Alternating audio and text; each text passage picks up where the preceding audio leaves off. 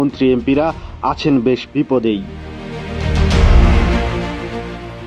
জানা গেছে অনেকে সুযোগ বুঝে বিদেশে পালিয়ে গেলেও বহু জ্যেষ্ঠ ও প্রতাপশালী মন্ত্রী এমপি ও অসংখ্য নেতাকর্মী আটকা পড়ে গা ঢাকা দিয়েছেন।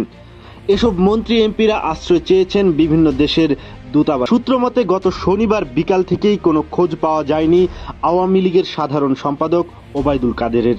সেদিন ধানমন্ডিতে আওয়ামী লীগ সভাপতির রাজনৈতিক কার্যালয়ে আয়োজিত এক সংবাদ সম্মেলনে শেষবার তাকে দেখা গেছে।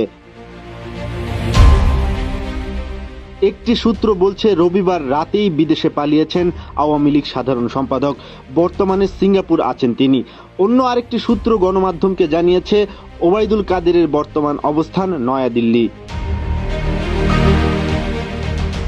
বিভিন্ন গণমাধ্যম বলছে গতকাল সোমবার ভোর থেকেই প্রভাবশালী মন্ত্রী এমপিদের অনেকের সাথেই যোগাযোগ করা যাচ্ছিল না।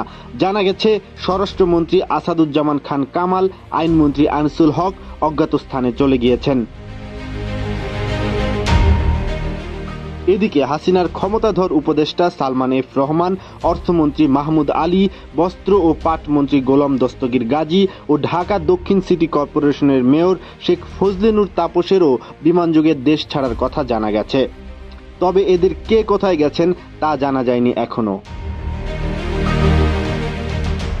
হাসিনা সরকারের প্রভাবশালী মন্ত্রী হাসান মাহমুদের পরিবারের সদস্যদের দেশ ত্যাগের খবর পাওয়া গেছে। জানা গেছে EK 586 নম্বর ফ্লাইট যোগে তারা সংযুক্ত আরব আমিরাতের দুবাই বিমানবন্দরে গিয়েছেন। তবে অনেক চেষ্টা করেও অনেক মন্ত্রী এমপি দেশ ছাড়তে পারেননি। বিমান টিকিটের জন্য অনেক চেষ্টা করেও তারা তা সংগ্রহ করতে ব্যর্থ হয়েছেন। অনেকে পরিবারকে বিদেশে পাঠাতে পারলেও নিজেরা আটকে গেছেন। এদের মধ্যে পররাষ্ট্রমন্ত্রী হাসান মাহমুদ, তথ্য প্রতিমন্ত্রী মোহাম্মদ আলী আরাফাত দেশেই আত্মগোপনে আছেন বলে জানা যায়।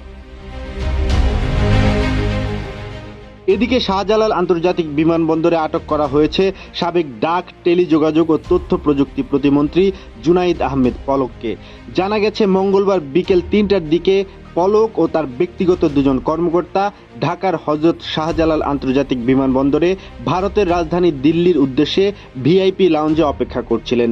এ সময় বিমানবন্দরের কর্মচারীরা তাকে সেখানে আটকে রাখেন। কিছুক্ষণ পর বিমান বাহিনীর কর্মকর্তারা এসে তাকে আটক করে ইমিগ্রেশন হেফাজতে নিয়ে যান।